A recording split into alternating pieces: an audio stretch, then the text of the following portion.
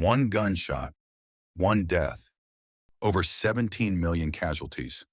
Today, we're diving deep into the web of personalities, rivalries, and fatal decisions that turned a single assassination into the bloodiest conflict the world had ever seen.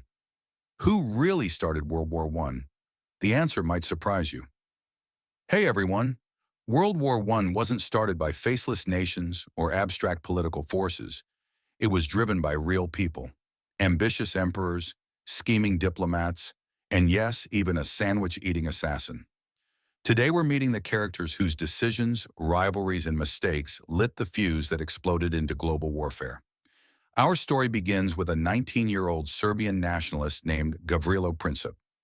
On June 28, 1914, Princip was part of a group planning to assassinate Archduke Franz Ferdinand of Austria-Hungary during his visit to Sarajevo. Here's where history gets weird. The initial assassination attempt failed completely. Princip was grabbing a sandwich at a cafe when Franz Ferdinand's car took a wrong turn and stopped right in front of him. Princip seized the moment, stepped forward, and fired two shots that would change the world forever. But here's the thing.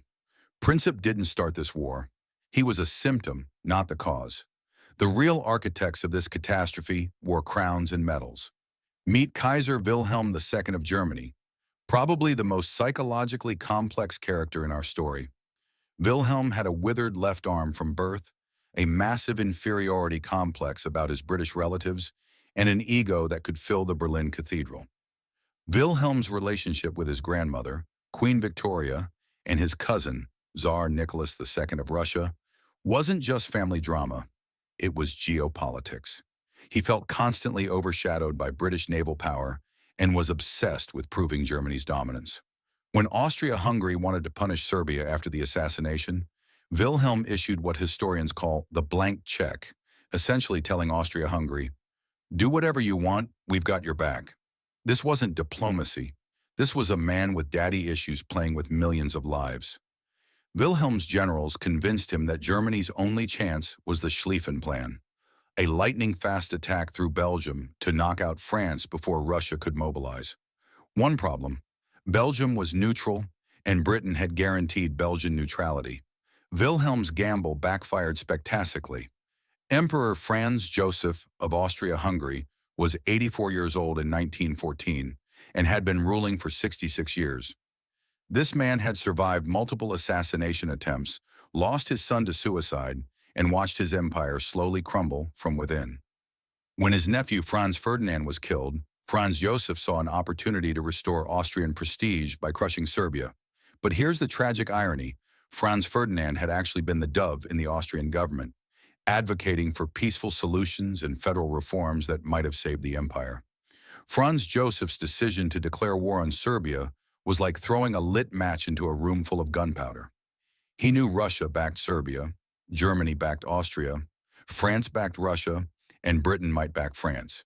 Yet he chose war anyway, perhaps hoping to die gloriously rather than watch his empire collapse slowly. Tsar Nicholas II of Russia might be the most tragic figure in our story. He never wanted to be Tsar, was completely unprepared for the job, and genuinely tried to avoid war until the very last moment. Nicholas was Wilhelm's cousin. They called each other Willie and Nicky in their letters. In late July 1914, they exchanged desperate telegrams trying to prevent war. But Nicholas faced an impossible choice: abandon Serbia and lose Russian credibility in the Balkans, or mobilize and risk world war. Russian mobilization was like starting a massive machine that couldn't be stopped.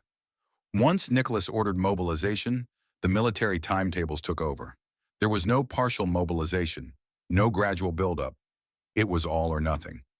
And once Russia mobilized, Germany felt compelled to declare war before the Russian steamroller could fully deploy. Nicholas's decision to mobilize wasn't malicious. It was the last desperate act of a weak ruler who had lost control of events. Didn't act in isolation. They were trapped in a web of alliances that turned a regional conflict into a global catastrophe.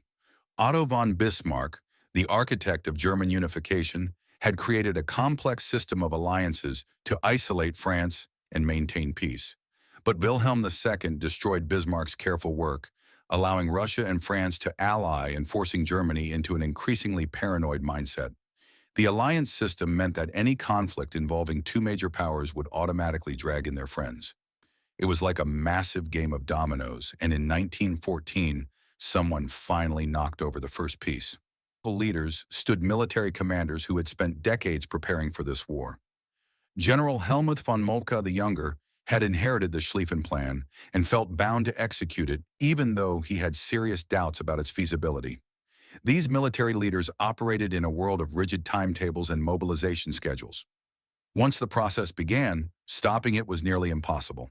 The technology existed to move millions of men quickly, but not to communicate effectively or change plans rapidly. So who started World War I? Gavrilo Princip pulled the trigger, but he was avenging centuries of Serbian grievances. Kaiser Wilhelm issued the blank check, but he was reacting to his fears of encirclement. Franz Joseph declared war on Serbia, but he was trying to save a dying empire. Nicholas II mobilized, but he was defending Slavic honor. The truth is, World War I wasn't started by any single person. It was the result of a perfect storm of nationalism, imperialism, militarism, and alliance obligations. These men weren't evil masterminds. They were flawed human beings making decisions in a crisis with incomplete information and enormous pressure. The tragedy of World War I is that it was probably preventable. Better communication, more flexible military planning, or simply more time for diplomacy might have changed everything. Instead, we got 4 years of unprecedented carnage that reshaped the world forever. The characters we've met today remind us that history isn't made by forces or trends. It's made by people.